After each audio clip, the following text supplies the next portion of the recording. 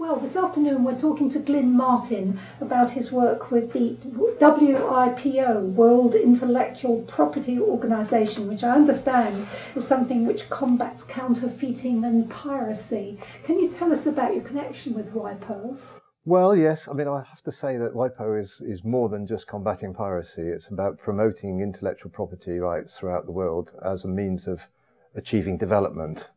I first had a contact with WIPO in about 1999 when I was working at the UN Staff College in Turin, and I trained a couple of people there on distance learning and how to use distance learning for their activities. Then after that, they employed me to create their first distance learning course, and I worked for them full-time from about 2001 to 2003 on leave from the university. And so I was involved in the first ever distance learning course, which was a primer, if you like, on intellectual property, which has sold over 90,000, or not sold because they give it away. It's actually had 90,000 students study it, and it's currently in 7 languages. So it's been their biggest course by a long way, in fact.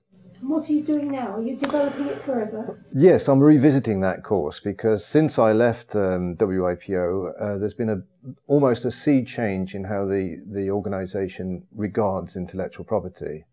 In the past, when I was there, intellectual property was promoted as something which was integral with trade and integral with economic development.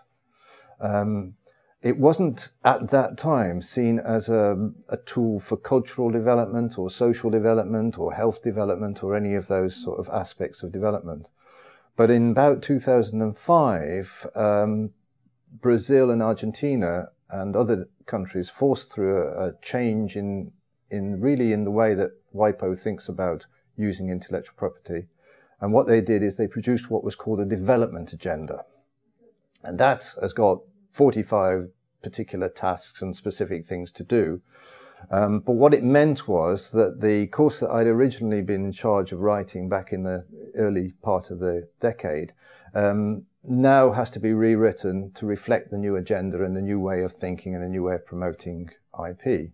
It's not that copyright has changed in itself, it's just that people's approaches to copyright now say that maybe limitations to what you can do or free use of it are as important as the protection of copyright. So it's a subtle change, but for WIPO, a huge philosophical change. And so now I'm looking at the course that I wrote 10 years ago, which is quite a salutary experience, and working with a professor in Canada who is an expert in the development agenda of WIPO, and we're producing a new version of the course, which should be finished sometime at the end of February. And what sort of people take the course? Oh, it's really interesting because it's one of the only courses I know that has very many more people in the developing world taking it than take it in the developed world. And that's really pleasing because that was the target audience. And so you get a lot of developing countries taking the course, a lot of people. When I was there, the majority of people were in India, because India at that time was starting its really big economic expansion. A lot of people were interested in intellectual property. There are a lot of people now taking it in China, because when I was at WIPO, China had no intellectual property regime at all. And they introduced an intellectual property law as part of their entrance into WIPO and the World Trade Organization and the world trading blocks, in effect. So you find that it's people in the developing countries that are, by and large, the majority taking it. Very few people take it in France, for example, and very few people take it in England. Very, very few people take it in Canada or US. The majority of the people are in the developing countries or recently developed countries. And should more people in the already developed countries be taking it, do you think? Well, I think it's a useful primer. I mean, if you want to get over the common mistakes that people make about copyright and patents and trademarks, and then it's a very useful way of sorting all those things out. So I think if you want to know about intellectual property, then there's no reason why people can't take it in any country. But the actual demand seems to be coming from the developing world. And how would people find out about it? Maybe somebody who watches this video and thinks, well, I'd like to know more about it. How would they do that? Well, I'm hoping you can put a link from the website. That would be good. There is a section within WIPO in Geneva called the WIPO Academy. And they're responsible for producing distance learning courses. And they produce this one, which is a free, anyone can register on it. And then they go on to second and third level courses, which are specialist courses in copyright or trademarks or licensing IP. And they ask for some payment for that. But I think if it's someone from developing countries, there's different fee structures. So you pay less if you're from some country compared to another country. Okay. Thank you. Anything else you'd like to tell us about the course, the new course that's coming out in February? Well, I think that quite interestingly, we're not actually changing very much in terms of the media that we use.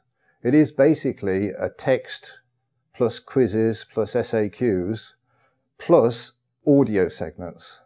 And the reason we used that back in 2000 was that we wanted people to have access to the course, and the developing world didn't have fast internet. Well, that's still the case. And I think one of the reasons we got 90,000 students studying it was because we didn't use video and we didn't use things which really were difficult to deliver all over the world. So it stayed pretty much the same, the media mix that we're using. So that's quite interesting that we got it right then, and it's probably still right to have that same mix. And what about another 10 years' time? Do you think you're going to be rewriting it then? Or do you think this is going to last for quite a long time? Well, I'd love to be rewriting it forever, really. But intellectual property laws are national laws. That's quite important to say.